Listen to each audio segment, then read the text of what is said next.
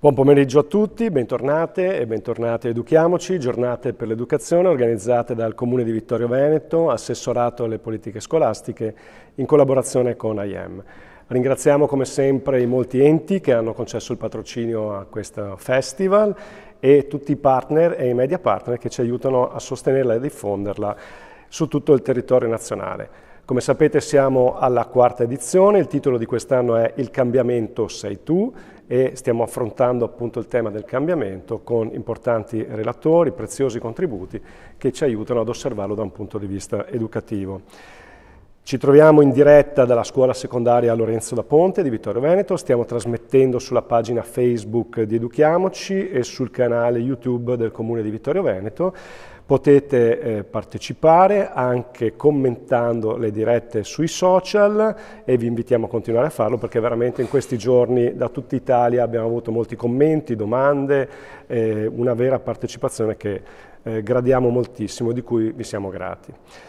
Qui con noi in studio oggi c'è l'assessore Enrico Padoan, assessore alla cultura e alla scuola del Comune di Vittorio Veneto, che invitiamo a raggiungerci per un saluto istituzionale. Benvenuto assessore, grazie di essere qui. Grazie a te, buonasera a tutte, buonasera a tutti, a chi ci segue in presenza, ai molti che seguono l'iniziativa Giornate per l'Educazione via remoto. Quinta giornata. Abbiamo oggi, oltre a unirmi ovviamente ai ringraziamenti già fatti dal dottor Napoletano, mi permetto di presentare con la volontà di sottolineare l'importanza dell'incontro a cui stiamo per assistere, perché abbiamo con noi la professoressa Roberta Caldin dell'Università di Bologna e il presidente di Terra Fertile Massimo Ciacchi, che è un'associazione che si occupa di una molteplicità di progetti attorno al tema dell'inclusione sociale, però credo davvero che oggi l'evento che sta per iniziare sia un evento fondamentale, nel senso che è fondamentale anche il tema, che probabilmente è il tema nel mondo della scuola oggi, e cioè l'inclusione delle diverse forme di diversità. Quindi una molteplicità di aspetti da tenere in considerazione, sempre più attuali in un mondo evidentemente complesso, in cui, come abbiamo visto anche ieri nell'incontro avuto nel dialogo tra Cristina Bertazzoni e Gian Antonio Stella, si tratta di un'esplosione di sensibilità diverse che si sono evidentemente concretizzate negli ultimi tempi a seguito di profondi cambiamenti sociali, e quindi credo davvero che avere gli strumenti portati dalla professoressa Caldin per poter affrontare questi temi sia davvero fondamentale per gli addetti ai lavori e per la comunità di educatori e educatrici più in generale, famiglie evidentemente incluse. Quindi lascio la parola alla protagonista e auguro a tutti voi un buon pomeriggio, una buona visione. Grazie ancora, grazie a tutti. Grazie Assessore Padoan, come da lei anticipato presentiamo anche il dottor Massimo Ciacchi, presidente della cooperativa Terra Fertile, che ci ha raggiunti qui oggi per questo incontro. Gli siamo molto grati per la sua presenza e al termine della relazione della nostra ospite di oggi le daremo la parola per un primo commento o una domanda alla dottoressa. Ricordiamo intanto alle persone che ci seguono da casa e anche alle persone presenti che tutto il programma della manifestazione lo trovate sul sito dedicato www.educhiamocivittorioveneto.it. Potete da questo sito anche trovare i link per partecipare ai prossimi 2 incontri, ma soprattutto potete consultare la mediateca dove rimane traccia di ogni intervento, di ogni relatore, quindi un repertorio a disposizione di tutti gli educatori, gli insegnanti, i genitori e le persone sensibili al tema dell'educazione. L'incontro di oggi si intitola Tutti uguali o tutti diversi? Punto di domanda, e abbiamo con noi per trattare questo tema appunto la dottoressa Roberta Caldin, che ringraziamo sentitamente per averci raggiunti nonostante le intemperie che in questo momento si fanno sentire. Roberta Caldin è professoressa ordinaria presso il Dipartimento di Scienze dell'Educazione dell'Università di Bologna, di cui è stata anche direttrice. È stata presidente della Scuola di Psicologia e Scienze della Formazione e della SIPES, Società Italiana di Pedagogia Speciale, di cui è socio fondatore. È attualmente membro dell'AIFREF, Associazione Internazionale di Formazione e Ricerca in Educazione Familiare, ed è stata membro del Consiglio Direttivo della SIPED, Società Italiana di Pedagogia, e del Comitato Tecnico-Scientifico dell'Osservatorio Nazionale sulla Condizione delle Persone con Disabilità del Ministero del Lavoro e delle Politiche Sociali. È responsabile scientifica di molti progetti di ricerca sul tema dell'inclusione e della disabilità ed è autrice di numerose pubblicazioni. Quindi siamo veramente molto contenti di averla qui con noi. Prima di lasciarle la parola vi ricordo che potete commentare la diretta e porre anche delle domande che noi gireremo alla dottoressa tramite i social oppure utilizzando il numero di WhatsApp che vedete in sovraimpressione. Quindi non mi resta che augurare a tutti voi buon ascolto e lasciare la parola alla dottoressa Roberta Caldin. Grazie. Allora, buongiorno, si sente, chiedo, ma chiedo anche per quelli a casa, soprattutto da remoto, insomma. E sono stata, come posso dire, benignamente presentata, per cui non aggiungo assolutamente niente, anche troppo.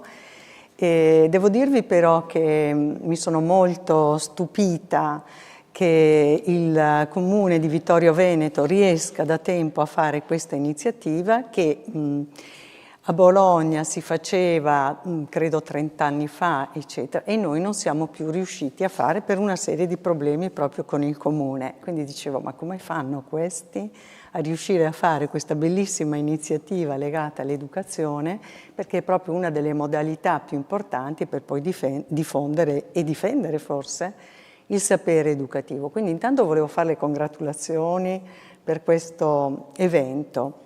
Poi appunto il tema che mi è stato assegnato, che è questo, tutti uguali o tutti diversi, poteva anche essere tutti uguali e tutti diversi, cioè non cambia molto, ovviamente spiegando bene la questione.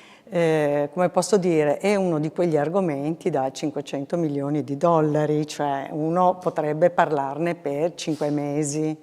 Quindi io ho portato delle idee da discutere insieme con voi, ma solo così, perché mi sembrano prioritarie rispetto ad altre. Ma potremmo fermarci alla seconda slide, che va bene lo stesso, nel senso che è un tema talmente vasto, non riguarda solamente la disabilità, riguarda in realtà tutte le situazioni che sono complesse, problematiche, ma in realtà riguarda appunto tutti noi.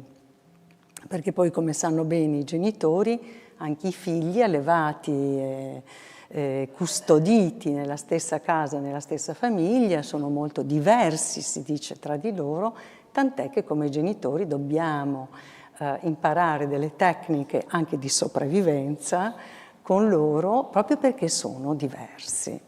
Allora, io comincio, non ho capito se la regia riesce a mandare avanti, no, vado io. Io mi sono fatta 3 punti.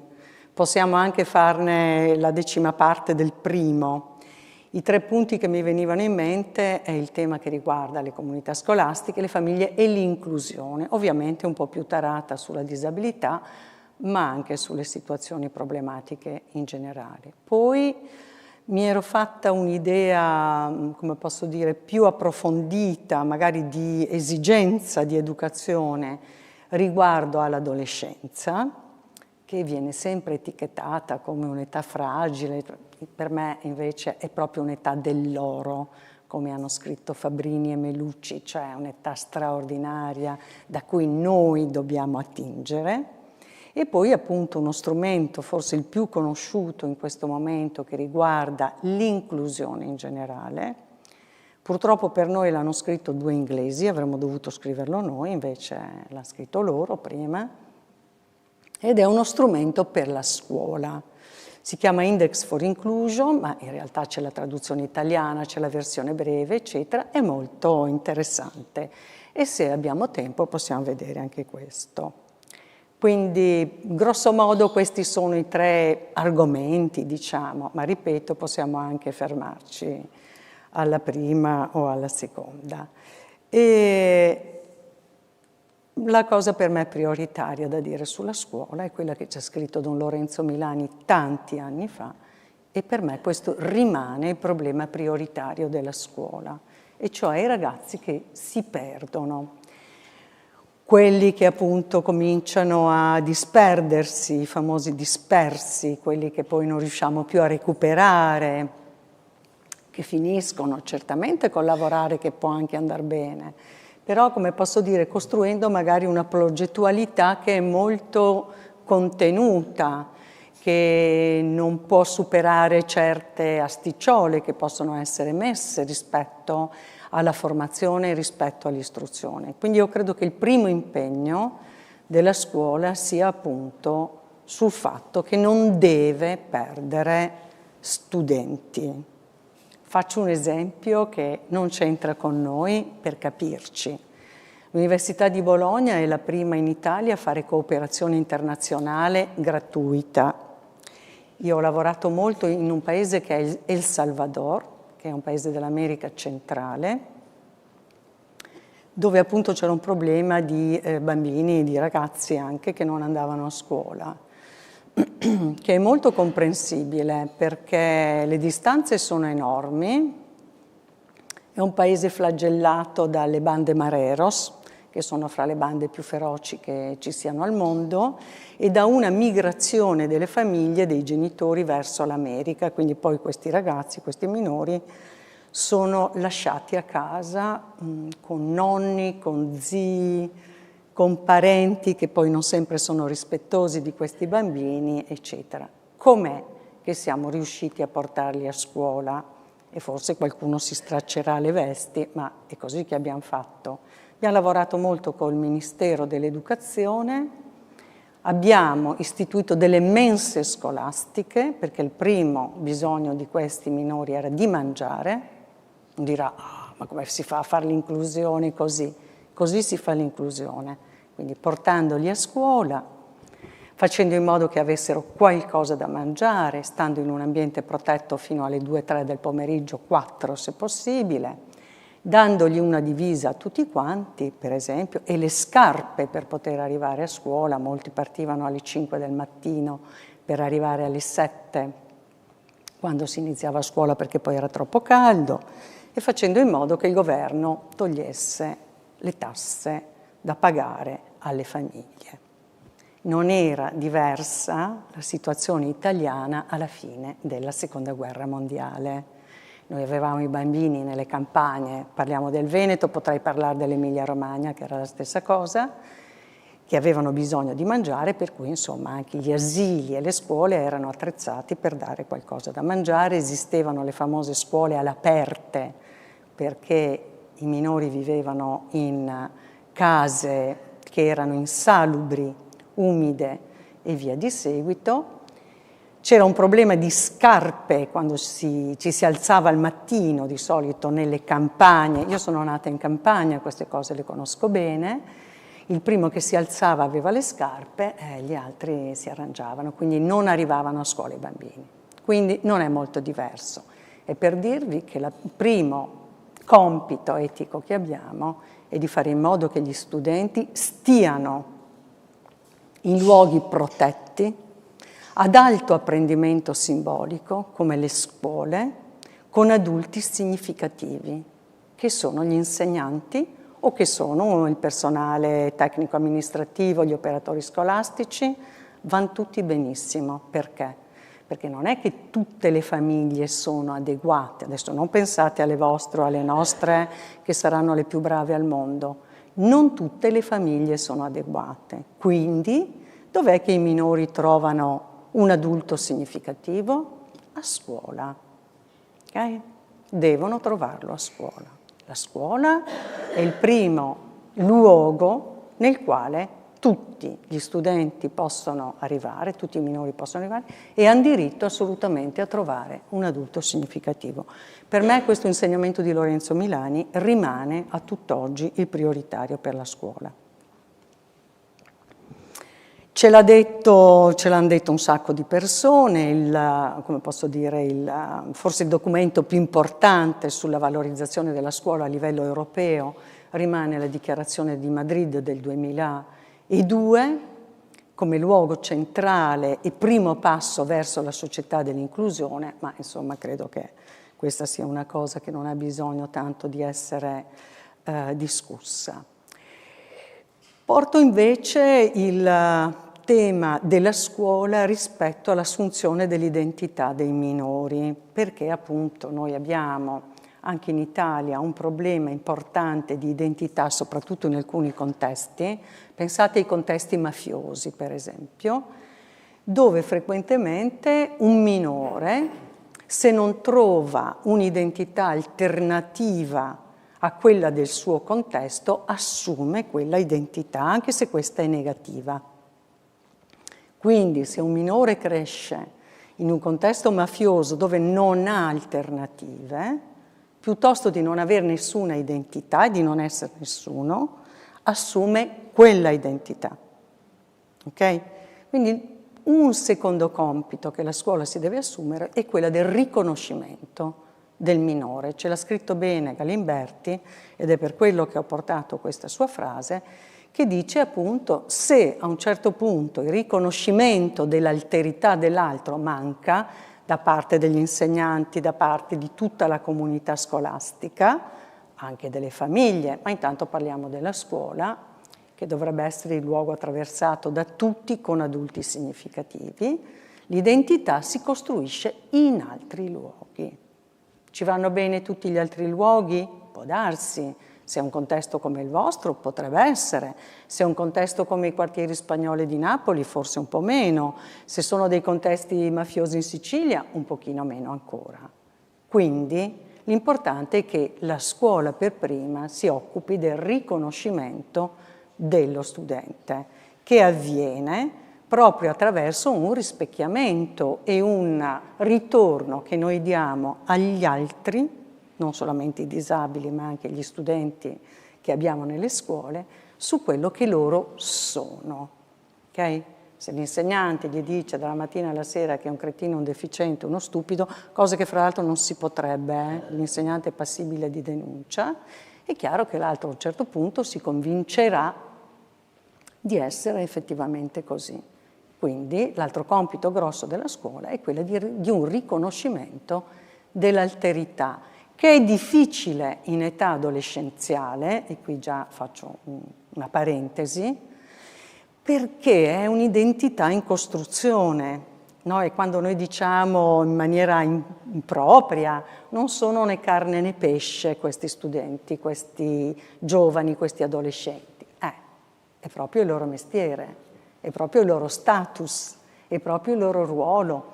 Ah, ma noi alla loro età che bravi che eravamo, perché ci siamo dimenticati, perché la memoria è corta, perché poi la maturità ci porta anche a riscrivere la nostra storia, dimenticando molte cose. Mentre appunto l'identità dell'adolescente è in fieri, sta avanzando, probabilmente non è mai definitiva, ma certamente si stabilizza maggiormente con l'età adulta, certo che, come posso dire, non lascia prevedere nell'età dell'adolescenza quale sarà l'esito. E quindi, sotto questo aspetto, è un'identità che noi facciamo fatica a riconoscere, ma che va riconosciuta, perché l'adulto si distingue dal minore, non perché ha più esperienza, ma perché educa dentro ad una dimensione di responsabilità. E questa è la differenza. Noi siamo più responsabili. In una relazione educativa è nostra la responsabilità, non è del minore. Il minore la imparerà per testimonianza, eccetera. Non a parole, certamente, ma certamente per testimonianza. Ma noi siamo dentro alla responsabilità. Noi non ci possiamo esimere dal mestiere educativo, neppure quando ci pare che nessuno ci ascolti. Chiedete ai genitori che hanno figli con adolescenti e vi diranno: ma a me è mio figlio quello lì? No, non può essere che sia mio figlio, perché insomma ti mettono anche alla prova molto molto seriamente. La stessa cosa succede con le persone con disabilità. Alle persone con disabilità viene spesso attribuita un'unica identità, Canevaro direbbe una monoidentità. Ah, è un disabile, punto. È come un po' col detenuto, è un detenuto, noi facciamo ricerche in carcere, quindi un pochino queste cose poi si assomigliano, dimenticando che ciascuno di noi invece ha molte identità. Se io torno a casa stasera, sono moglie di qualcuno, ho dei figli, ho dei nipoti.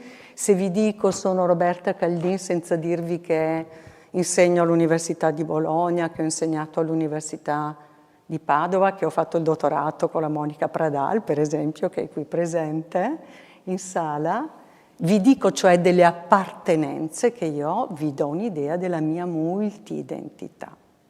Invece con le persone in difficoltà tendiamo a dare un'unica identità. È uno studente svogliato, è un disabile, è un detenuto, senza pensare che possono avere, che hanno avuto, per esempio i detenuti, molte altre identità. La scuola deve dare più identità. Lo studente sarà anche svogliato, ma magari è bravino a suonare la chitarra. Sarà anche svogliato, ma gli manca la volontà. Di quelle cose terribili. Però potrebbe essere bravo, per esempio, a giocare a calcio, a fare altre cose. Potrebbe essere che è uno che in casa aiuta molto, per esempio. Quindi ha un'identità che compensa, diciamo così, delle parti che sono meno evidenti, meno buone, meno positive. Quindi questo è l'altro grande compito, perché l'identità si costruisce non solo sulle identificazioni del papà, della mamma, dei genitori da quando siamo piccolini, ma si costruisce sul rispecchiamento che l'altro dà a noi di noi stessi. Se l'altro mi restituisce una buona identità, che bravo che sei stato a fare questa cosa, io dico, ma vuoi vedere che sono proprio bravo? Se l'altro non mi restituisce mai degli elementi di positività sulla mia identità, è probabile che io non riesca bene a individuare quali possono essere i miei elementi di identità. Se io sono convinta di essere una brava cuoca, e non lo sono assolutamente, e invito i miei amici a una cena, questi magari la prima volta vengono, ignari di quello che li aspetta. La seconda volta, quando io li invito, mi trovano delle scuse per non venire, invece che in 5 vengono in 2. La terza volta non viene nessuno, mi verrà il dubbio di forse di non essere una brava cuoca. Chiaro? Quindi la nostra identità si forma anche sul rispecchiamento che gli altri danno a noi di noi stessi. Ed è per questo che si dice, l'ha detto il grandissimo Enrico Montobbio, che è stato il primo a occuparsi di inserimenti lavorativi di persone con disabilità, siamo tutti costruttori dell'identità dell'altro e quindi cerchiamo di dare dei rispecchiamenti di tipo positivo. Diciamo 2 parole sulla scuola, sulla famiglia. Io vado via veloce, però voi, nel senso che potrei aver detto delle cose che vi hanno già detto tutti quanti in questi giorni o che conoscete già da una vita, quindi insomma fermatemi quando volete. Però c'è un aspetto della famiglia che è più attuale e che è molto diversa dalla famiglia di 100 anni fa, che ci tengo a sottolineare, ed è il passaggio che viene chiamato da una famiglia molto normativa a una famiglia maggiormente affettiva. Questo è uno dei problemi centrali della famiglia oggi. Che cosa vuol dire? Vuol dire che la famiglia di 100 anni fa, o anche di 50, 60 anni fa, era una famiglia molto basata sulle regole, sulle norme, ma non solo. Era anche una famiglia molto sostenuta, diciamo così, che sosteneva la parte sociale e scolastica.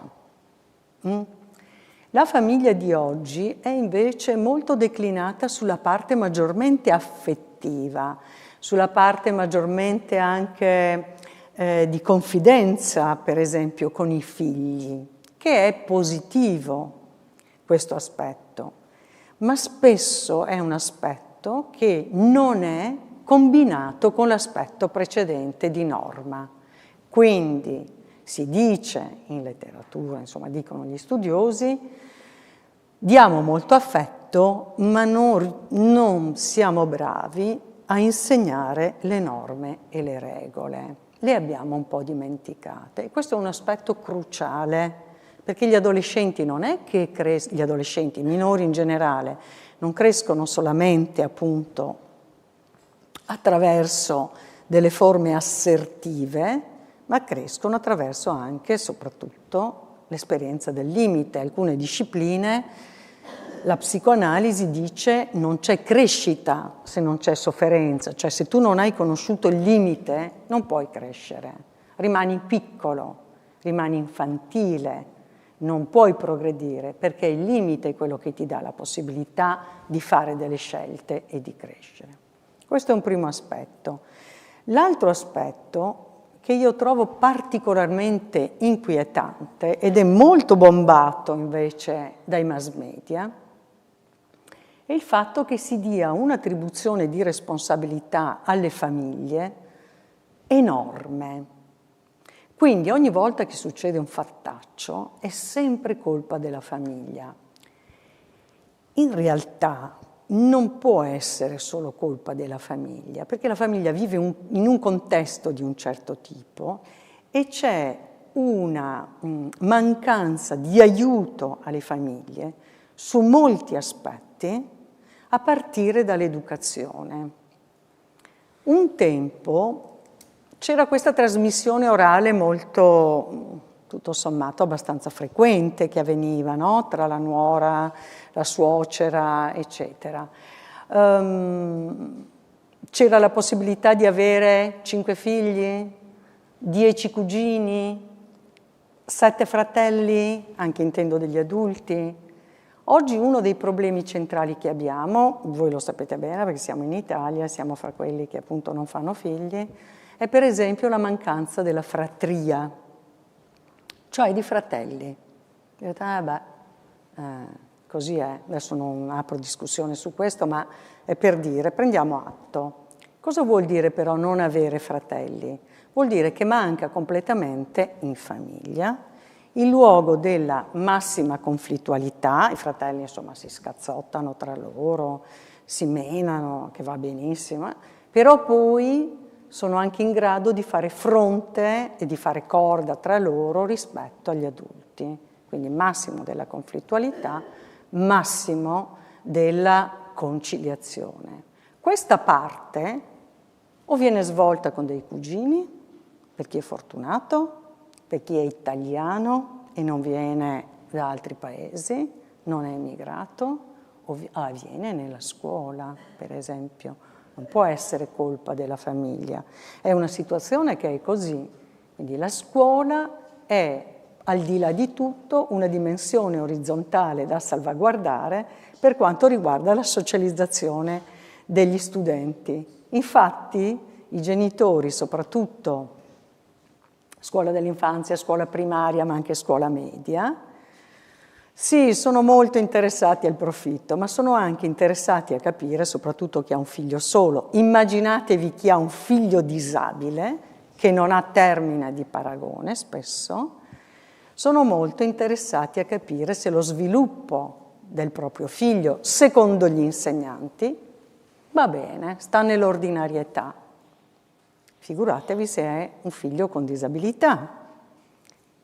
In Italia le famiglie che hanno figli disabili arrivano alle associazioni di persone con disabilità all'inizio degli anni della scuola primaria. Prima non ci arrivano. È difficilissimo, perché quando si va a scuola allora c'è bisogno di una serie di cose. Nel tempo siamo riusciti a diminuire quest'età grosso modo tra i 5 e i 6 anni, però insomma potremmo anche fare un po' meglio. E per dirvi che le famiglie che hanno ad esempio dei figli con disabilità, ancor meno delle altre famiglie, hanno dei termini di paragone. perché arrivano alle associazioni un po' tardi, non subito. Perché ci mettono un po' di tempo? Perché è dura ammettere che il proprio figlio è disabile, ci vuole un pezzetto, ci vuole un po' di tempo. Pensate per esempio a chi ha un figlio che è ipovedente o che ha un problema visivo importante. Insomma, prima di arrivare all'Unione Italiana Ciechi Ipovedenti, insomma, uno fa il famoso medical shopping, no? Va da tutti i medici per riuscire a capire che cosa possa avere quel figlio e che magari non ci sia qualche soluzione che avviene. È per dirvi che non c'è un termine di paragone, quindi si fa fatica, va bene, a misurare lo sviluppo dei propri figli, si fa fatica a capire quale può essere uno sviluppo ordinario, uno sviluppo più regolare, più socializzante, più di profitto, cosa potrebbero fare i nostri figli proprio per questi motivi. Quindi perché viene attribuita così tanta responsabilità ai genitori che alla fine sono lasciati soli? Dove vanno i genitori a informarsi su come educare oggi? Non pensate solo alle vostre fortunate posizioni. Dove vanno i genitori migranti a informarsi su come educare i figli? Dove vanno le famiglie che si sono trasferite e quindi non hanno la nonna, la zia a cui chiedere? Certo, possiamo dire quelli che hanno un po' di strumenti culturali già, sì, vanno in libreria, prendono 2 libri, ascoltano una trasmissione, ma quelli che non hanno strumenti culturali, come fanno? Non possono avere un'idea di educazione dai mass media, perché insomma un mass media non ti dirà mai passa più tempo col tuo bambino piuttosto che comprargli un giocattolo, non te lo dirà mai. Quindi come fanno? Sono un po' abbandonati, vanno dove capita. Quindi c'è un bisogno di sostegno alla genitorialità, che è un bisogno grosso, enorme, forse un po' di più per chi ha dei figli con disabilità, ma in realtà è un bisogno di carattere generale.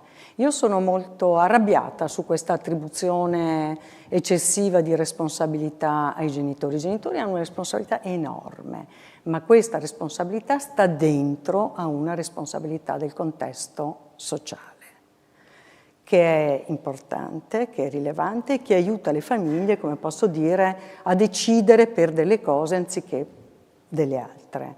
Infatti le uniche esperienze molto positive che ho visto per esempio nelle scuole, adesso dico una boiata pazzesca, per esempio sulla questione del cambiamento degli zaini. Avete presente gli zaini che si prendono anche i bambini dalla prima elementare, no? Già poi dopo 6 mesi, 1 anno si cambiano anche se sono nuovi o se possono insomma resistere ancora un po'.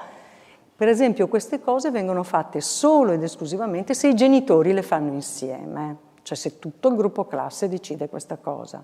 Se te come genitore cerchi di far tenere, guardate che è un esempio, come posso dire, così molto terra a terra, di far tenere lo zaino a tuo figlio da solo, fai fatica a farcela perché tuo figlio ti dice no, ma tutti gli altri hanno cambiato lo zaino, eccetera. Quindi è una questione proprio di avere più sostegno dal contesto sociale e per la famiglia e per la scuola.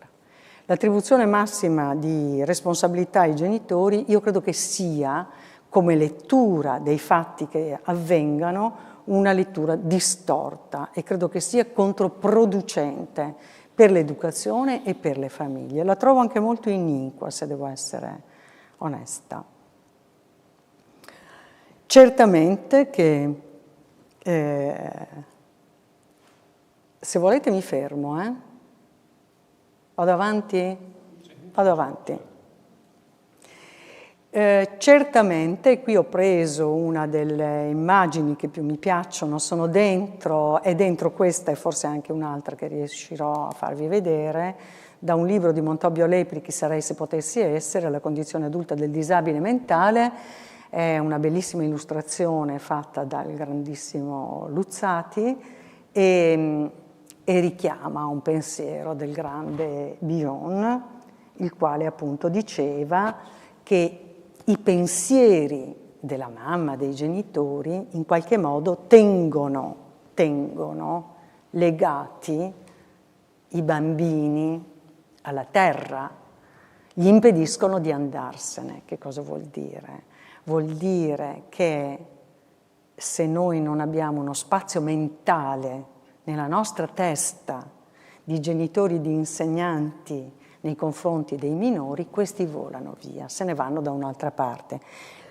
Questo pensiero è un pensiero molto forte, perché ad esempio nelle ricerche che abbiamo fatto in Bologna e nelle scuole della periferia, in quinta superiore a Bologna, non parlo di Accetura, parlo di Bologna, noi abbiamo scoperto che molti insegnanti della quinta superiore alla nostra domanda se avevano immaginato che cosa potesse fare lo studente con disabilità inserito in quella classe, loro non sapevano che cosa avrebbe fatto. Dicevo, beh, ma se te non lo immagini, guarda che questo finisce la scuola, ritorna a casa o va in un centro diurno anche se magari potrebbe fare qualcos'altro. Cioè, se te non l'hai pensato e non l'hai immaginato, perché poi è l'immaginario, è il credere per vedere, come dice la relazione di aiuto, per riuscire a vedere un cambiamento, che è la parola di questo evento e di questa manifestazione che fate a Vittorio Veneto. Se no, noi mica la vediamo, noi non vediamo un cambiamento.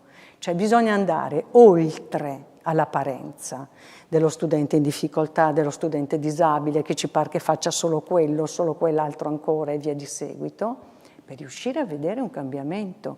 Ma se noi non immaginiamo i minori dentro alla nostra testa in una situazione diversa, è difficile che poi loro lo facciano. Cioè qui non si tratta di fare come San Tommaso, che per credere che Cristo era risorto gli ficca la mano dentro al costato, quindi vede e tocca per credere. Qui bisogna fare un'operazione cognitiva, non è un'operazione buonistica, è un'operazione cognitiva, che io vedo qualcosa che immagino possa essere diverso e me lo immagino dentro alla mia testa, che sono quelle cose banali che si fanno quando nascono i bambini. E al primo uè che fa uno, uè, che voce che ha, diventerà un cantante, chissà.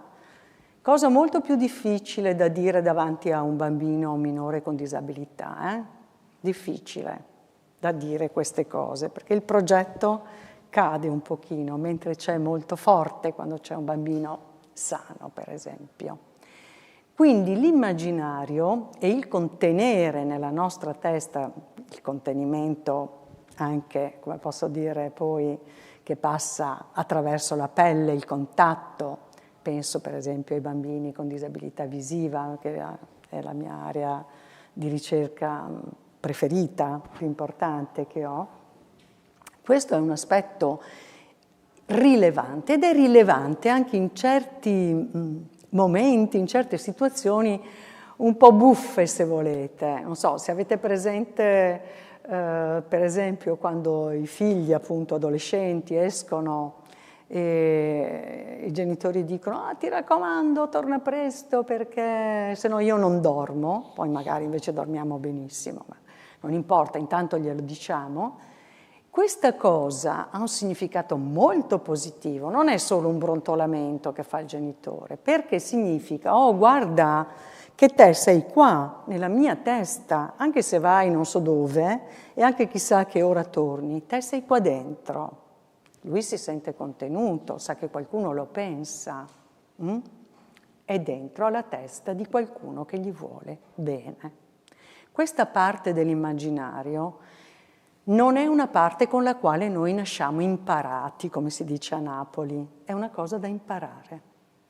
Ci vuole esercizio. Non è un dono che ci dà lo Spirito Santo, neanche per sogno. Bisogna proprio che impariamo ad andare oltre alle apparenze per riuscire a immaginare e ad avere delle progettualità, anche dove queste progettualità ci sembrano molto, ma molto complicate. Vedi con i detenuti, vedi con i migranti che vediamo per la strada. È difficile che ci venga in mente a quello che ci vende i fazzoletti: ma vuoi vedere che questo qui è scappato da una situazione bellica? Ma vuoi vedere che questo nel suo paese magari aveva anche la laurea?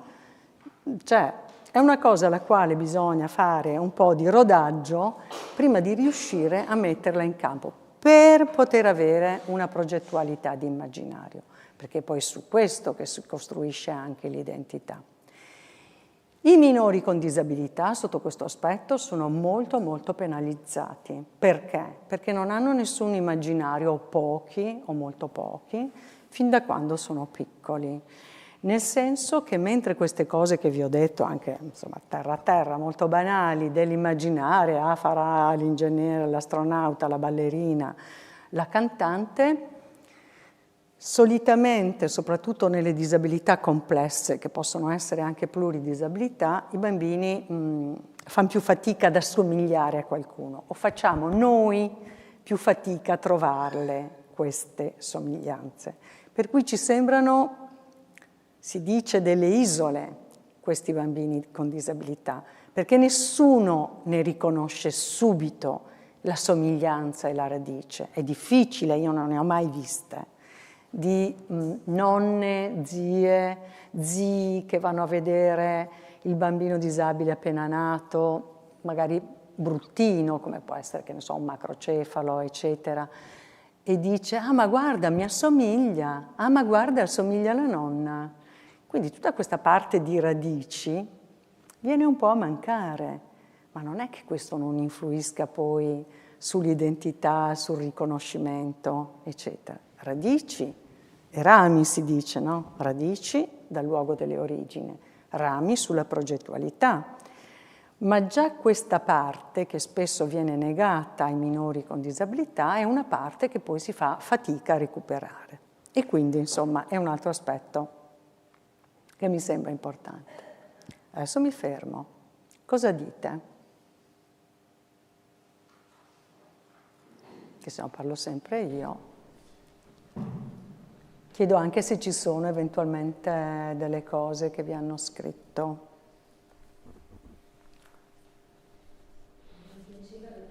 Sì. Allargasse ulteriormente il concetto di identità che si costruisce sulla responsabilità dei genitori, sì. Cioè l'adulto educa dentro la responsabilità. Questo va bene. Per me è molto importante, mi tocca delle corde legate proprio alla fine siamo noi adulti che abbiamo tanta responsabilità e ce la dobbiamo assumere, però se amplia ulteriormente. La ringrazio. Prego. Poi? C'è qualcos'altro? Dai, Patrizia.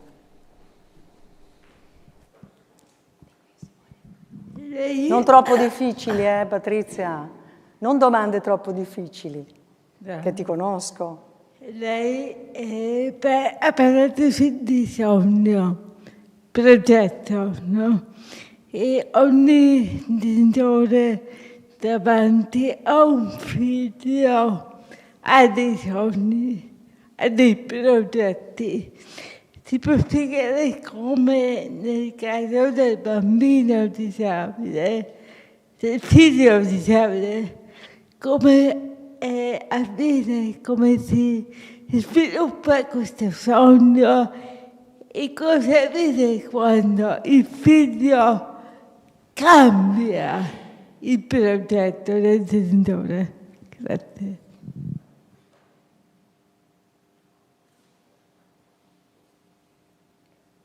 Anche da casa arriva qualche spunto, quindi leggo quello di Vincenza che si riferisce al tema delle regole di prima, dice: pensando all'esperienza scolastica c'è forse una tendenza a personalizzare la regola con richieste individuali che vanno a scontrarsi con le regole del gruppo e della comunità. Certo.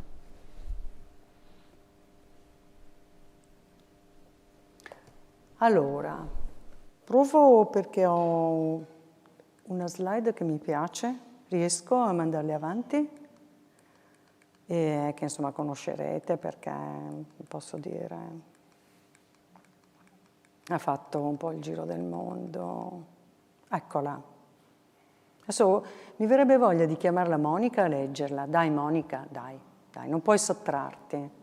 Forza, fammi questo regalo. Questa è una storia che ha fatto il giro del mondo e parto però dalla domanda quindi di Patrizia, perché mi è venuto in mente che avevo questa cosa pronta. E ha fatto il giro del mondo per degli elementi che dopo vi dico. Vai Monica, puoi venire anche qui avanti, In una scuola materna del comune di Genova, come in moltissime scuole della città, lavora da alcuni anni in qualità di ausiliaria una giovane donna dal dolce viso orientale. Si chiama Paola ed è, come tutte le persone, unica e irripetibile. Ciò non di meno appartiene a una categoria. È handicappata mentale. Fa parte anche di una sottocategoria. È una persona con sindrome di Down. Ha avuto, avrà per sempre questa malattia, menomazione, stigma, peculiarità caratteristica. Con i colleghi della scuola per i bambini, per i genitori, Paola è Paola e basta. Questa scuola materna è frequentata da una bambina, Simona, anch'essa con tratti orientali, anch'essa persona unica e irripetibile, iscritta dalla natura, da Dio, dagli uomini, dagli specialisti, dai genitori, dagli operatori, alla stessa categoria di Paola e anche alla stessa sottocategoria, quella dei congiunti del dottor Down. Alla mamma di questa bambina, nell'accompagnarla a scuola, ha osservato a lungo, silenziosamente, Paola al lavoro. Quando accoglie i bambini sulla porta della scuola, quando li aiuta a togliersi il cappotto e a mettersi il grembiulino colorato o a lavarsi le mani, o infine quando scende in cucina per aiutare nella preparazione dei cibi. Guardando Paola, la mamma di Simona ha cambiato atteggiamento verso la propria bambina. Una volta ha confidato a un'altra mamma: ora io e mio marito abbiamo capito cosa potrà fare da grande. Ti ringrazio molto Monica e secondo me forse tu c'eri anche quando abbiamo invitato a Padova Enrico Montobbio che poi ci ha spiegato bene tutte queste cose.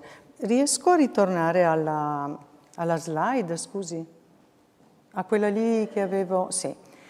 Allora, questa storia ha fatto un po' il giro del mondo perché poi il modello di Enrico Montobbio è stato copiato nel mondo. L'abbiamo applicato, per esempio, ricordo lo stato di Campinas in Brasile, eccetera, insieme con Carlo Lepri.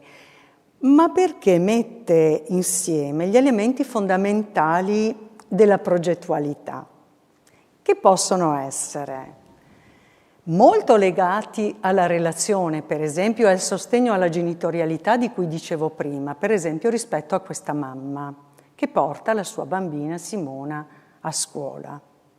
Questa mamma potrebbe aver avuto un sostegno genitoriale, potrebbe aver già fatto tutto una rielaborazione su di sé, su quello che le è capitato. Siamo negli anni 2000 qui, però l'esperienza dei centri studi del centro studi di Genova è degli anni 75, i primi inserimenti lavorativi a Genova sono degli anni 75. Fra l'altro quando sono stati fatti sia Montobbio che Carlo Lepri avevano avuto delle denunce perché sembrava che sfruttassero i poveri disabili, i poveri handicappati si diceva al tempo.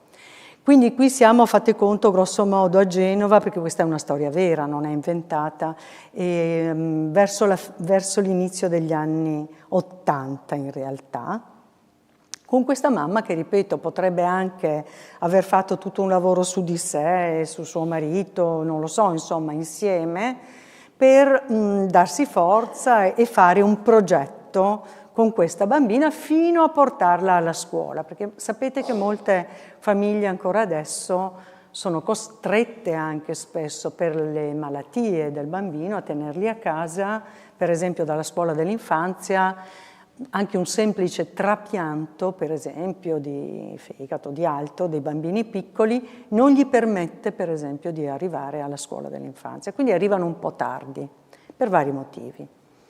Lei potrebbe già aver fatto tutto questo lavoro, questa mamma. Ma cos'è che le manca di importante?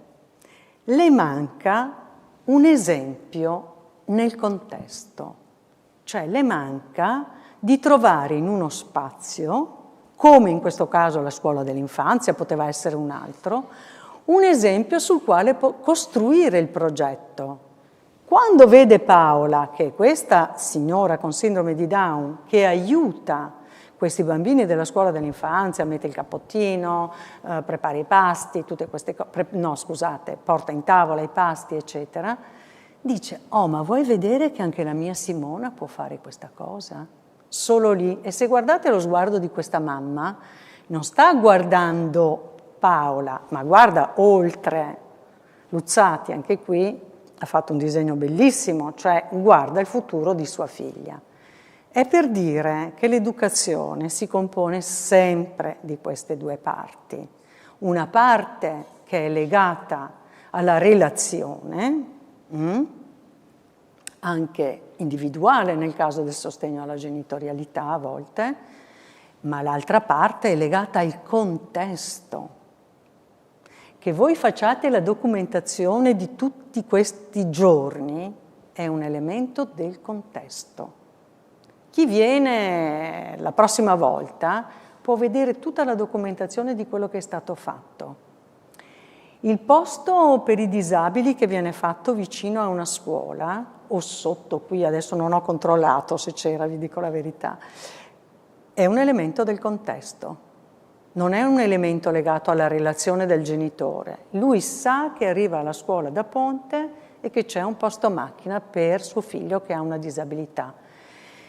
Se c'è una scuola che ha le rampe, l'ascensore adeguato, sa che suo figlio può andare in una delle qualunque classi poste nei vari piani di questa scuola. Se no bisogna portare giù le classi, per esempio, se c'è uno studente con disabilità. Sono elementi del contesto. La legge 517 del 77, che ha promosso l'integrazione scolastica in Italia, è un elemento del contesto. Se io oggi sono una mamma giovane che ha un bambino con disabilità, io so che mio figlio può andare nella scuola di tutti, è un elemento del contesto. Quindi la progettualità si deve avvalere di queste due parti.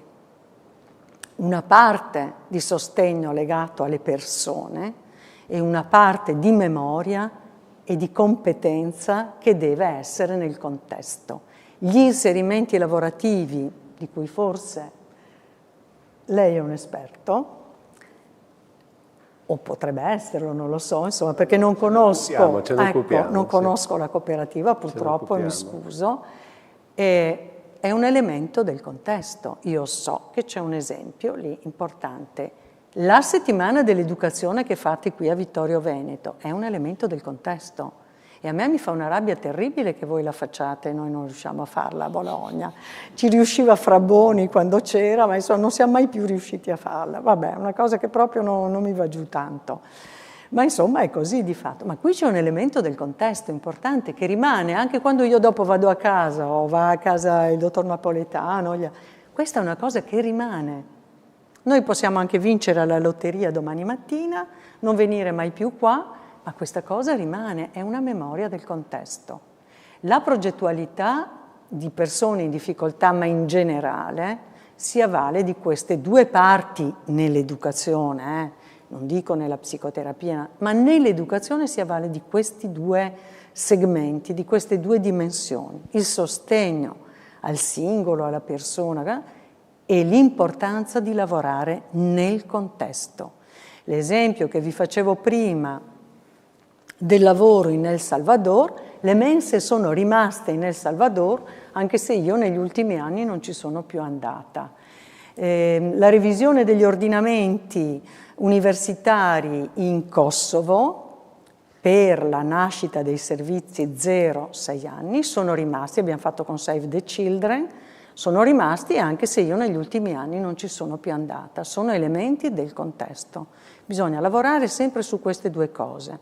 Non è sufficiente, è parziale lavorare su una delle due cose. Certo, uno può far meglio una cosa che l'altra, ma è indispensabile lavorare su entrambe per fare sì che la progettualità da immaginario divenga poi realtà.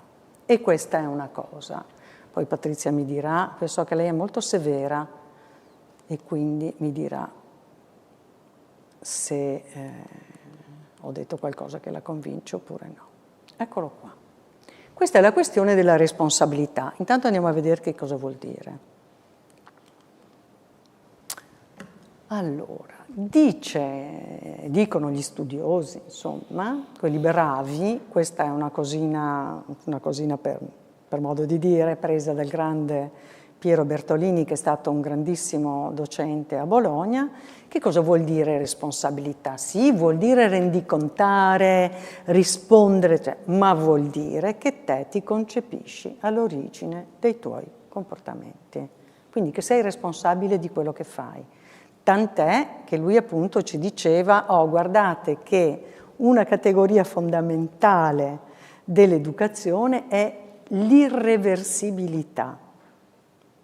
Cioè non è come la fisica che te scaldi la famosa palla di ferro che deve entrare nel cerchio, te la scaldi e non entra più nel cerchio di ferro. Però se si raffredda entra. No, dice Piero Bertolini, educazione non è così. Tu fai una cosa, questa cosa lascia una memoria, può essere una memoria piccola, grande, può essere una cosa importante, non importante, puoi compensarla, puoi sublimarla, puoi farla evolvere, eccetera, però resta. Quindi te, prima di agire sul piano dell'educazione, ci devi pensare 250 volte. E questa è la questione della responsabilità, che sta insieme a un altro termine che ci viene qui soprattutto dalla psicoanalisi, è stato Erickson che ce l'ha insegnato, che dice l'adulto non è l'adolescente. Ha ragione, direte, sì, è così, ma cosa vuol dire? Che l'adolescente fa il suo mestiere, che è quello di pensare a se stesso fondamentalmente, di sbattersene altamente degli adulti. Ma l'adulto può fare la stessa cosa, ma neanche per sogno. L'adulto che educa deve stare nella relazione educativa anche quando te li vorresti ammazzare i figli o strangolarli di notte. Tu devi stare lì, nella relazione, anche quando loro ti tirano per i capelli. Te devi stare lì, perché il ruolo dell'adulto è quello di potersi decentrare, cioè di andare verso l'altro, non è quello di pensare a te stesso. Sì, puoi anche pensare a te stesso, però devi avere la capacità di aver cura degli altri, cioè di chi metti al mondo, di quello che produci, dell'ambiente nel quale vivi, di ciò che puoi contribuire a crescere. Questo è un po' il compito dell'adulto. Ed è un compito difficile, molto più difficile oggi che un tempo. Proviamo a capire il perché. Il nome suo? Laura. Perché ha fatto una domanda, come posso dire, che apre una serie di scenari importanti. Quindi dico 2 o 3 cose però, perché sì, sarebbe da discuterne a lungo. Una delle prime criticità oggi, rispetto a un tempo, è che noi adulti non siamo più in grado di promettere certamente un futuro ai nostri giovani. Questo è la prima questione. Facciamo più fatica, tant'è che voi sapete, noi abbiamo in Italia un problema, soprattutto nel nord-est, un problema importante di giovani laureati, bravissimi, che emigrano e che non tornano mai più in Italia.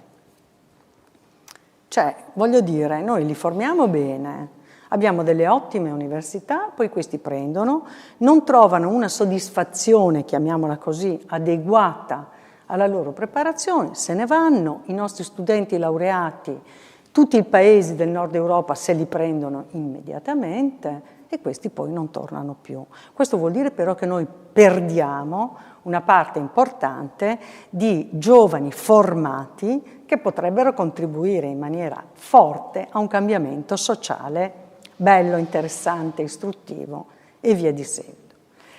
Questa è una cosa che ci penalizza, però dobbiamo esserne consapevoli, cioè siamo meno garantisti di un tempo rispetto ai genitori di oggi e agli insegnanti di oggi. Io mi sono diplomata che avevo 18 anni, il giorno dopo lavoravo, ok? Ho studiato e lavorato, però il giorno dopo non ho fatto la precaria 50 anni a scuola, ho insegnato a scuola, ma sono entrata in ruolo velocemente. Cioè, c'è oggi una difficoltà maggiore di assicurarsi un futuro. Questa è una cosa che noi dobbiamo ben considerare quando consideriamo il disagio, le difficoltà dei nostri figli, dei nostri studenti. Questi non è che hanno la certezza, oppure forse dopo che hai fatto tanti anni dentro l'aula universitaria e poi hai fatto il master e questo e quello, beh sì, forse vediamo, insomma, può essere che. È un futuro che noi riusciamo a garantire meno di un tempo. Loro lo sanno, ma noi perdiamo un po' di autorevolezza in questa minore garanzia che gli diamo. E questo è un aspetto, come posso dire, sociale di grande rilievo, di grande importanza. L'altra questione è più di fino, è più raffinata, anche forse più difficile, forse anche più difficile da dire. Provo a dirla lo stesso, perché in realtà anche questa richiederebbe un po' più di cose. Allora, l'altra è questa. Questi sono i compiti evolutivi del minore e i compiti educativi delle figure, insomma, che esercitano una qualche educazione.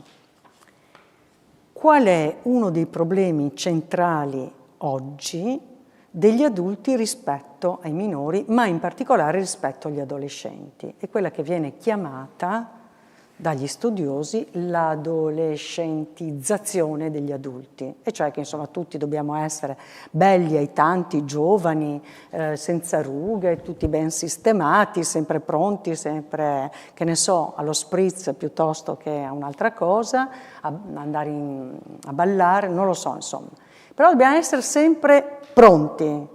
Non ci deve mai venire nulla che intacchi un po' l'immagine dell'infinitamente giovane che ci piacerebbe.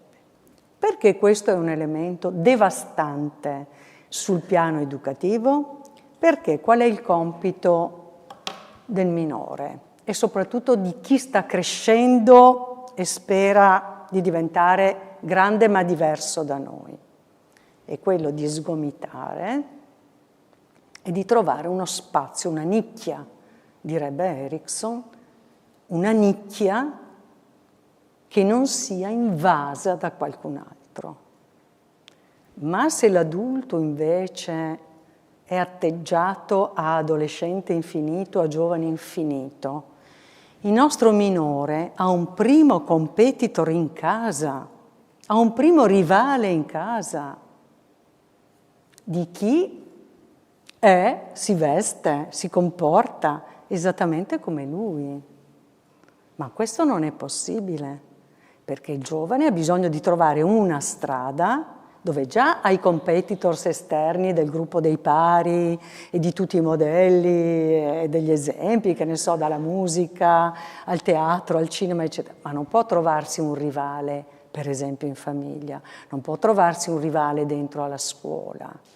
Quindi la responsabilità dell'adulto è una responsabilità di chi accetta anche il proprio ruolo di adulto, che è quello, come posso dire, anche di essere preso in giro dai propri figli. Ma io spero di diventare, non farò mai quello che fai tu non capisci niente, non hai fatto... Ma va benissimo, perché mostra la distanza e la progettualità che un figlio, un minore vuole prendere per andare nel mondo a fare qualcosa di più positivo di noi.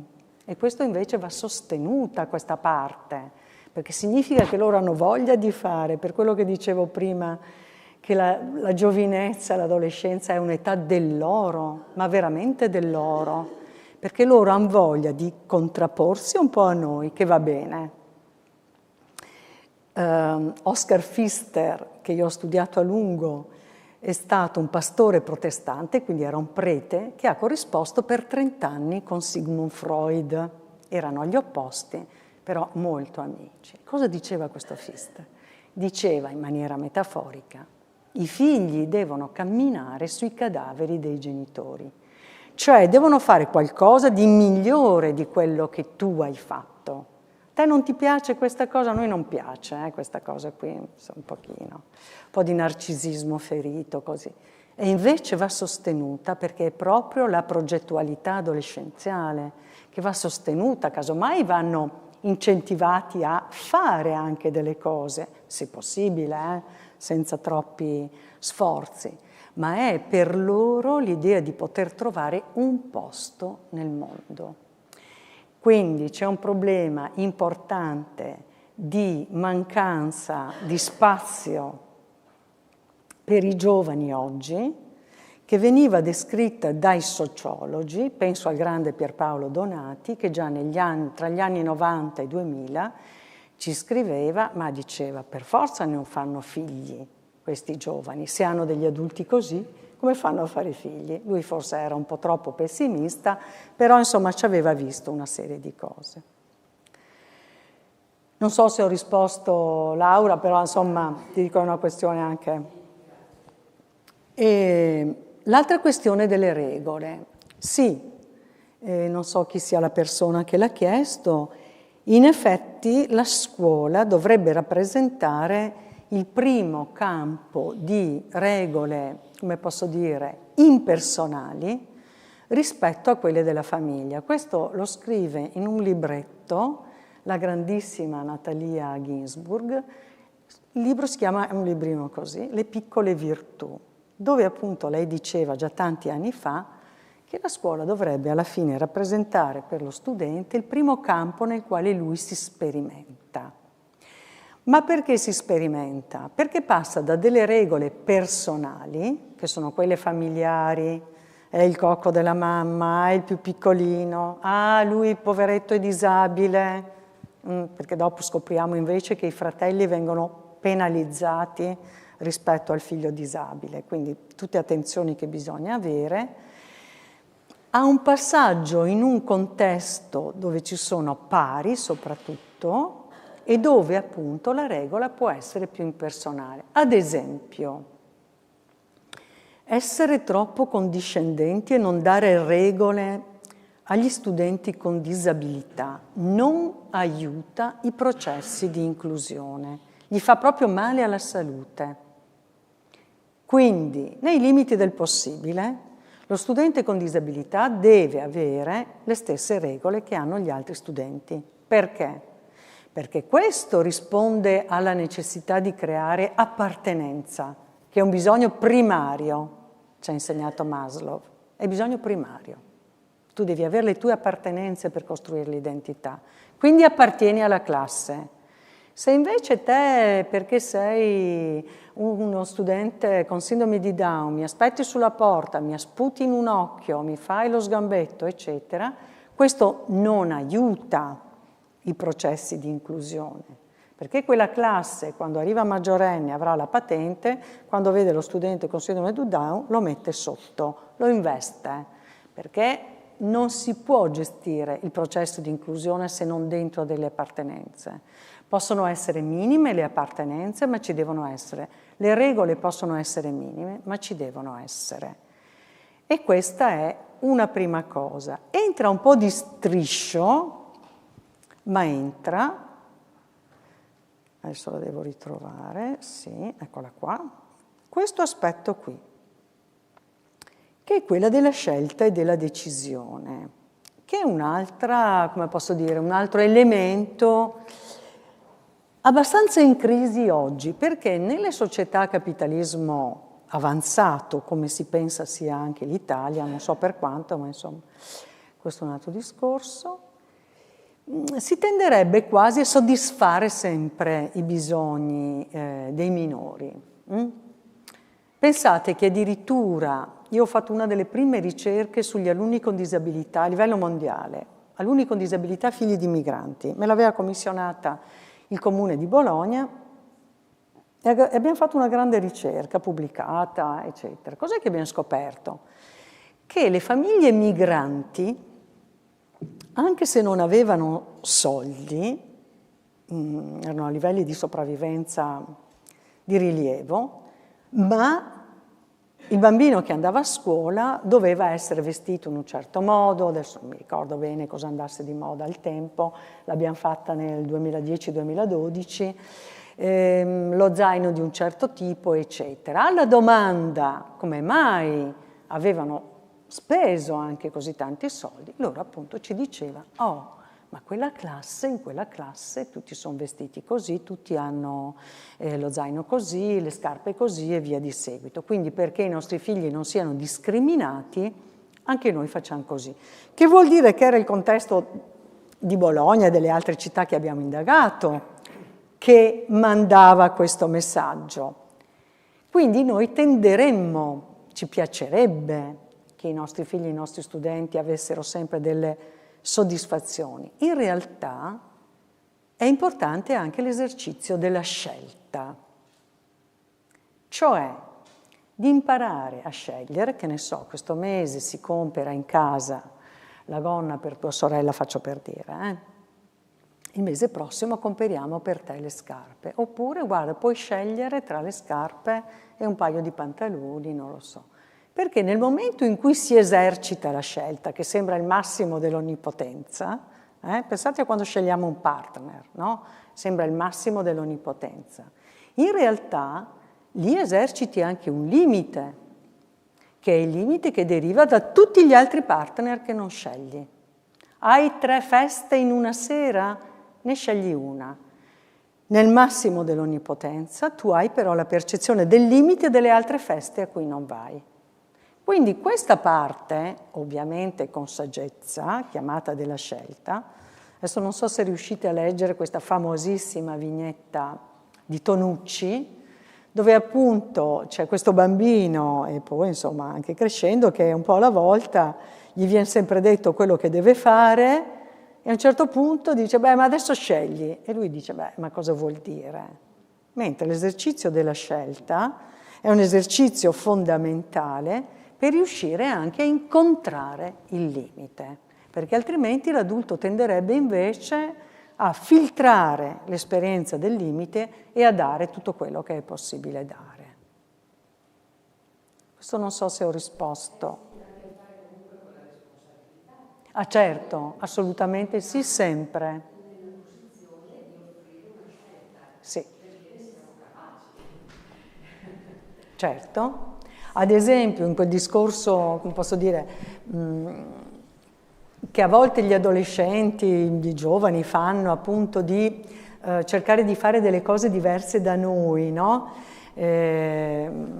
Tipo, adesso faccio degli esempi, non so, mi ricordo una fabbrica di armi che era qui vicino, in un paese qua vicino, e mi ricordo appunto dei giovani che dicevano ma se si chiudesse quella fabbrica di armi forse non ci sarebbe più la guerra, potremmo fare lo stesso discorso oggi. E allora, da una parte loro potrebbero aver ragione, ma tu se gli dai ragione e basta, non modifichi la sostanza. Se gli dai torto, non modifichi la sostanza, mentre una risposta progettuale potrebbe essere: 1, impegnati su una parte, che ne so, molto pratica, per riuscire a costruire la pace. Ti aggreghi ai beati costruttori di pace o ad altre associazioni, vedi tu. 1. 2, impara anche però a fare i conti con la realtà.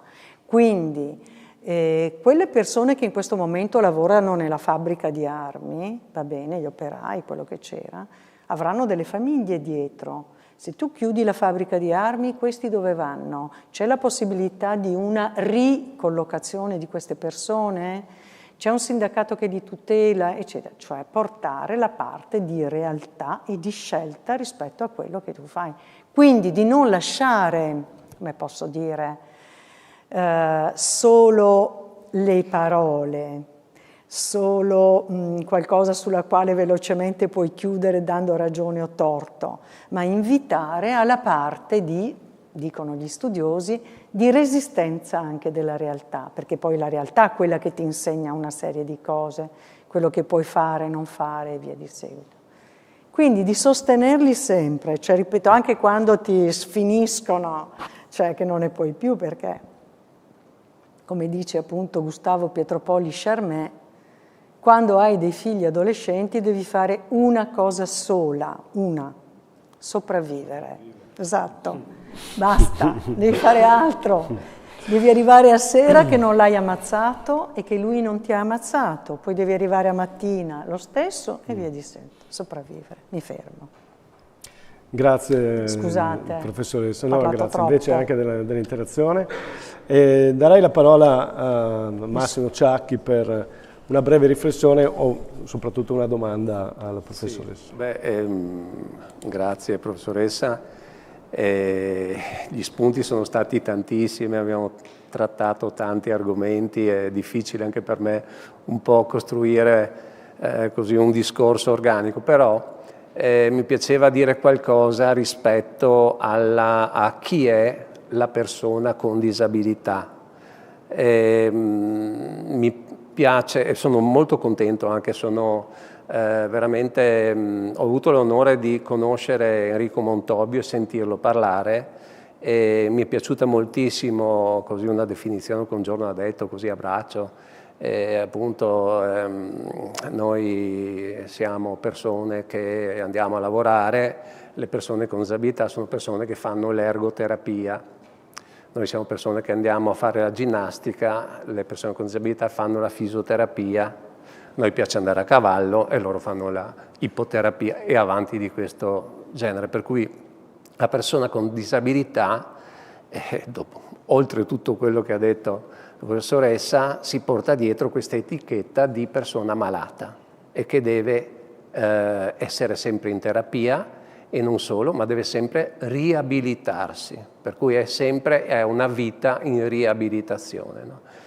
Mentre lui appunto proponeva questa immagine di uomini e donne semplici con delle potenzialità che appunto nell'esperienza che ho fatto personalmente così in 30 anni, anzi quasi 40, così a fianco delle persone con disabilità, ho scoperto esserci degli aspetti che sono veramente molto importanti e anche utili e positivi, no? Perché la persona con disabilità comunque ti dà un sacco d'affetto inizialmente, ecco, per cui già questo è un aspetto importante perché noi tutti abbiamo bisogno di affetto. Poi diciamo la relazione con gli altri, per esempio parlo di una cooperativa che sviluppa un progetto, se il progetto è a favore di una persona con disabilità, questo progetto ha le porte aperte, per cui favoriscono, inducono la relazione positiva con gli altri. Sono aspetti non banali questi, ecco, insomma. Per cui si portano dietro degli elementi positivi che noi non ce li ricordiamo e non li consideriamo, insomma, no? Poi favoriscono anche la cultura del dono, perché ti viene spontaneo aiutare una persona in difficoltà, no? E questo banalmente, se mi trovo in una condizione di aiutare qualcuno, dopo averlo aiutato, normalmente sono anche contento di averlo fatto, per cui è una condizione di benessere per tutti. Per cui inducono le persone che stanno a fianco e che incontrano al benessere. Ecco, per cui questi sono aspetti molto importanti. Ha parlato molto della scuola. La scuola è un ambiente che per la persona con disabilità è un ambiente difficile, perché oggi come oggi la scuola è competitiva. Ha i voti, i ragazzi poi ci tengono tantissimo ai voti, proprio fanno c'è molto questo aspetto di avere le medie, di avere, insomma, e la competizione non aiuta neanche i giovani, peraltro, ecco, e chiaramente mette in difficoltà la persona con disabilità, per cui, diciamo, quello che manca, secondo me, adesso lo dico così da non esperto, è l'educazione all'altruismo, alla solidarietà, ma non solo con le persone con disabilità, ma fra tutti, diciamo, perché è un elemento diciamo, che ci fa vivere bene, ecco. Le persone con disabilità ovviamente a scuola non riescono, fanno difficoltà, perché? Perché gli manca quella componente della cognitività, non sanno cogliere i concetti astratti, no? Mentre il lavoro, l'aspetto lavorativo, manuale, è un qualcosa che produce alle persone con disabilità delle competenze, anche degli schemi mentali, insomma, che magari non riescono a essere associati facilmente, no? Però rimangono delle acquisizioni, per cui sicuramente la caratteristica della persona con disabilità è che l'esperienza gli serve per imparare la socialità e anche per avere soddisfazione, ecco. Per cui sempre Montobbio poi è stato quello che ha proprio inventato i centri di lavoro guidato, questi centri che erano considerati delle strutture intermedie tra la scuola e il lavoro, e dove, diciamo, venivano svolti i lavori molto semplici, diciamo di assemblaggio piuttosto che di confezionamento, lavori che erano alla portata delle persone con disabilità e per cui davano molta soddisfazione. Io ho lavorato per 8 anni alla nostra famiglia di Conegliano e ho avuto modo anche di così partecipare o comunque, insomma, di collaborare con il professor Corradini quella volta che insegnava al CFP della nostra famiglia, e proprio metteva in evidenza come tra la scuola professionale della nostra famiglia e il centro di lavoro guidato sempre della nostra famiglia c'era questa grande differenza, no? Che appunto nella scuola i ragazzi si scontravano con la difficoltà a dare un senso alla cognitività, ecco. Mentre nell'aspetto del centro di lavoro guidato avevano la possibilità di avere sempre la pacca sulla spalla, il riconoscimento, perché coinvolti in un'attività che può essere realizzata da loro. Dico un'altra cosa così che riguarda la nostra esperienza. Abbiamo sempre pensato che le persone con disabilità che noi assistiamo, ci occupiamo sia di assistenza nei centri diurni e nel dopo di noi e anche nell'inserimento lavorativo, debbano non solo essere beneficiari di un servizio, ma debbano anche essere protagonisti nella comunità, ma non per un senso di dovere, proprio per dare loro un modo di avere soddisfazione, ecco, perché quando diciamo io faccio qualcosa per te posso essere contento, insomma. Per cui anche in un progetto di recupero delle eccedenze alimentari nella gestione dell'emporio solidale che facciamo in convenzione con la San Vincenzo e con l'Unicom e con molti altri supermercati, c'è un'attività straordinaria per questi ragazzi che hanno modo di favorire anche le famiglie più indigenti appunto nella frequentazione dell'emporio solidale, ecco, insomma. E un'altra esperienza che abbiamo fatto che è stata veramente significativa è stato quello di creare un laboratorio artistico che già avevamo all'interno della cooperativa, ma mettendo insieme le persone con disabilità e le persone con decadimento cognitivo. Ed è stata un'esperienza all'inizio un po' impegnativa, ma molto interessante, perché le persone con disabilità e anche le persone con decadimento cognitivo, in generale le fragilità, tutti hanno voglia di fare qualcosa per gli altri. Per cui si è creato una situazione spontanea di automutuo aiuto veramente significativa, cioè bisogna anche creare le situazioni che permettano alle persone di esplicare le proprie propensioni. E anche quindi di essere risorsa, non solamente destinataria di un servizio. Grazie Massimo Ciacchi. Professoressa, una battuta rapida in conclusione, anche per magari lasciare le persone presenti e tutte le persone che ci stanno seguendo da casa con un messaggio conclusivo legato al tema del cambiamento, del nostro festival. Ok. Non ci ho pensato. Le ho chiesto una battuta veloce su un tema molto lungo invece. Ve la faccio attraverso, se posso mandare, attraverso secondo me, mi piace molto, insomma, una parola di Freire, che vediamo se riesco a trovare, perché credo che insomma, bisogna anche dire le cose da chi le dice, attraverso chi le dice molto bene.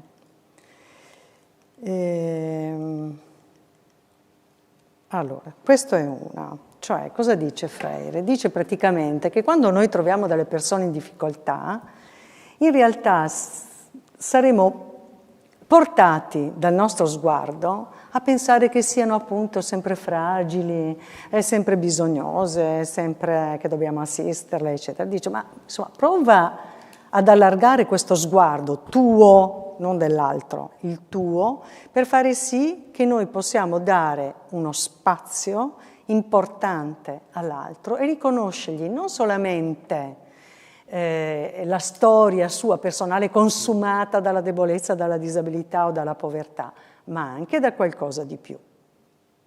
Quindi che il cambiamento non dipende dall'altro, ma dipende dallo sguardo che noi diamo all'altro e restituiamo all'altro. Di questo chiuderei con questa cosa di Freire che mi piace molto. E che piace molto anche a noi, che assomiglia tantissimo al nome del primo festival che abbiamo fatto. Io sono come tu mi guardi. E quindi è forse questo è proprio di Montobbio, sì. Credo lì. E quindi forse proprio questa è la frase con cui ci possiamo salutare. Stava in un paio di volte per scattare un applauso, quindi facciamolo adesso. A voi. Alla professoressa, quindi ringraziamo Massimo Ciacchi che è stato con noi, grazie all'assessore Padoan che ci ha portato i saluti dell'amministrazione, grazie veramente di cuore alla dottoressa Roberta Caldin per la sua disponibilità, per essere venuta anche in presenza e speriamo di avere altre collaborazioni in futuro, occasioni in futuro di collaborare con lei. Mi rivolgo a tutte le persone che ci hanno seguiti da casa, anche a tutte le persone che ci hanno scritto. Non possiamo sempre purtroppo dare lettura di tutti i messaggi che arrivano, ma vi siamo molto grati. Il programma di Educhiamoci continua nella giornata di oggi con gli ultimi 2 appuntamenti. Il prossimo sarà alle 17:30 con Laura Mazzarelli per un incontro dal titolo Educare non è reagire, educare è rispondere. Vi informiamo però che purtroppo la dottoressa Laura Mazzarelli non potrà essere presente qui fisicamente, quindi si è prestata molto gentilmente al videocollegamento per cause di forza maggiore, perché sono state interrotte delle linee ferroviarie per il maltempo, quindi purtroppo a metà del viaggio è dovuta tornare indietro. Quindi la ringraziamo per la disponibilità a fare il videocollegamento e avvisiamo tutti voi che non sarà presente in sala. Chiuderemo invece questa sera in presenza con Stefano Rossi con un incontro intitolato Nell'uragano delle emozioni, come essere un porto sicuro per bambini e ragazzi.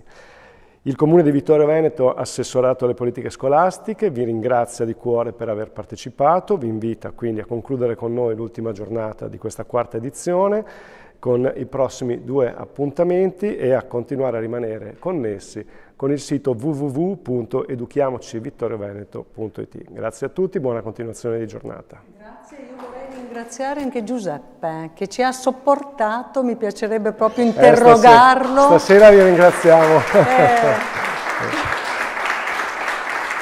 Giuseppe.